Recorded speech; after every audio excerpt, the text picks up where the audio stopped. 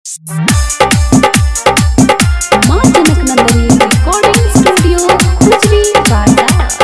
DJ Umesh Sukhipur बाजार।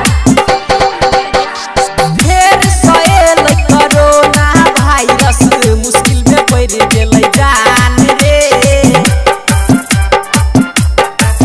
हाँ फिर सएल कोरोना वायरस मुश्किल में पड़ गेलै जान रे।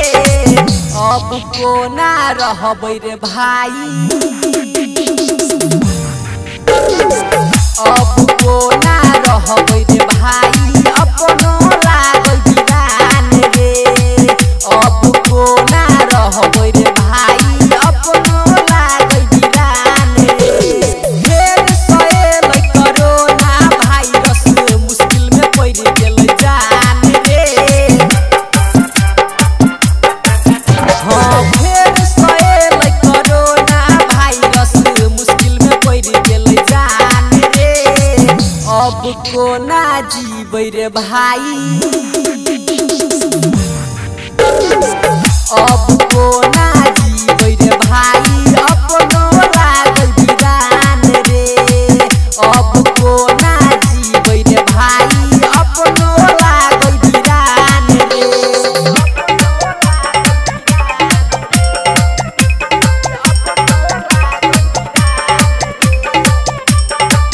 माँ जनक नंदनी रिकॉर्डिंग स्टूडियो खुजरी बाजार। Music by DJ Umesh Sukhipur बाजार। Music by DJ Umesh Sukhipur बाजार। मास्क लगा लो भैया, से कोरोना के डर हो, से कोरोना के डर हो। हाँ मास्क लगा लो भैया, से कोरोना के डर हो, से कोरोना के डर हो।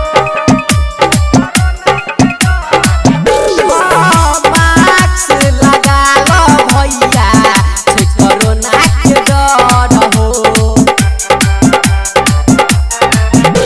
नियम के तू पालन कर, सबके समझाब हो।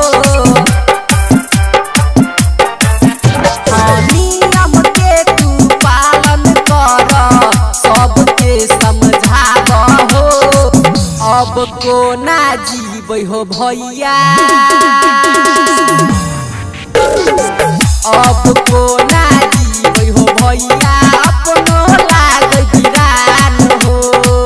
अब कोना जीबै हो भैया, अपनो लागै बिरान हो।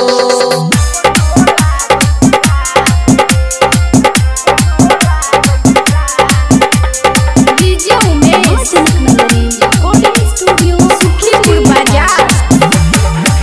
हाँ राइटर चंदन गाना लिख के बतावे।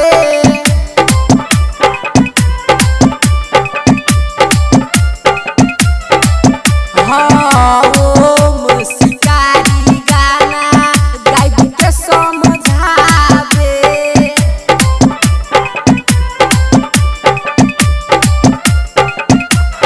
हाँ ओम शिकारी गाना गाइब के समझावे।